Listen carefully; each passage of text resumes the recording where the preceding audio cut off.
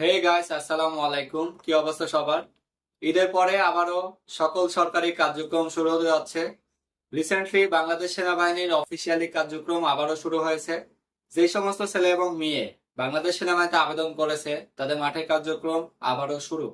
Officially যারা বাংলাদেশ সেনাবাহিনীতে আবেদন করেছে তাদের আবার পর্যায়ক্রমে মাঠ হবে।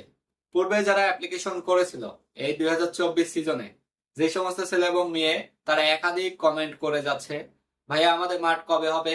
বা দেখা যাচ্ছে অনেকে কমেন্ট করতেছে, ভাইয়া আমার এসএমএস কবে আসবে? আবার অনেকের কিন্তু মাঠ হয়ে গেছে, তাদের মাঠ হয়ে গেছে, অনেকের স্বপ্ন পূরণ হয়েছে। আবার অনেকেই কিন্তু হতাশায় ভুক্তভোগী। সেহেতু মাঠ তো হবেই অবশ্যই। আগামী ডিসেম্বর মাসে বাংলাদেশ সেনাবাহিনীর নতুন সার্কুলার প্রকাশিত হবে।